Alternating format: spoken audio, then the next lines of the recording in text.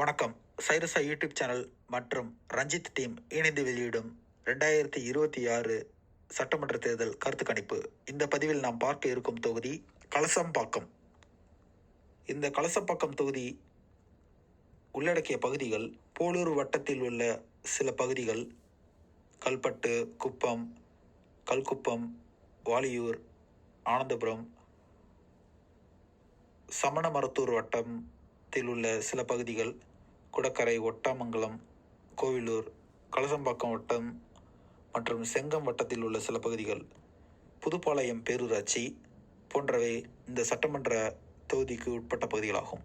இங்கு நடந்து முடிந்த சட்டமன்ற தேர்தலில் 7 முறை திமுகவும் 6 முறை அதிமுகவும் வென்றுள்ளன.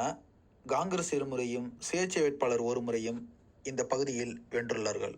கடந்த 2021 சட்டமன்ற தேர்தலில் திமுகவை சார்ந்த சரவணன் என்பவர் 94,134 வாக்குகள் பெற்று சதவீத அடிப்படையில் 47.92 வாக்குகளை பெற்று வென்றுள்ளார்.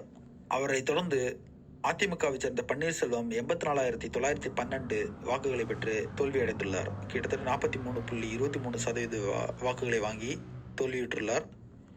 இவர் பன்னீர்செல்வம் போன முறை 2016 சட்டமன்ற உறுப்பினராக தேர்ந்தெடுக்கப்பட்டவர். இந்த முறை சரவணனிடம் தோல்வியுற்றுள்ளார். நாம் தமிழர் கட்சியை சார்ந்த பாலாஜி 8,822 வாக்குகளை பெற்றுள்ளார். தேமுதிகவை சேர்ந்த நேரு 2,756 வாக்குகளை பெற்றுள்ளார். நோட்டோவுக்கு கிடைத்த வாக்குகள் 1,595. பன்னீர்செல்வத்தை சரவணன் அவர்கள் 9,222 வாக்குகள் வித்தியாசத்தில் வென்றுள்ளார். இந்த தொகுதியில் முதலியார் சமூகத்தை சார்ந்தவர்கள் 15%, வன்னியர்கள் 25%, ஆதி திராவிடர்கள் 35% முக்கிய வாக்காளர்களாக உள்ளனர். பழங்குடி இனத்தை சார்ந்தவர்கள் 12% இந்த தொகுதியில் சட்டமன்ற உறுப்பினர்களை தேர்ந்தெடுக்கும் சக்தியாக இந்த வாக்காளர்கள் இங்கு உள்ளனர். இந்த பகுதியில் மொத்த வாக்காளர்கள் 2,31,257.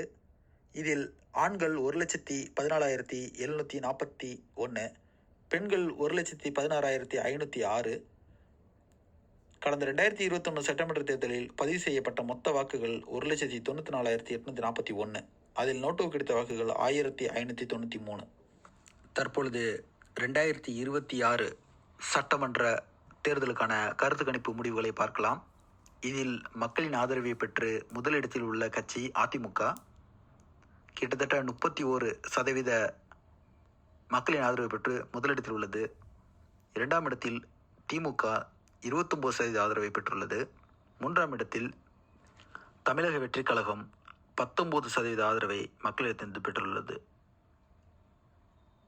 நாம் தமிழர் கட்சி 11% இடத்தையும், மற்ற கட்சிகளுக்கு அதே 11% இடத்தையும் மக்கள் தங்கள் ஆதரவாக அளித்துள்ளனர். இந்த தொகுதியை பொறுத்தவரை அதிமுகவின் கை ஓங்கியுள்ளது. மீண்டும் மற்றொரு தொகுதியை அடுத்த பதிவில் பார்க்கலாம். நன்றி, வணக்கம்.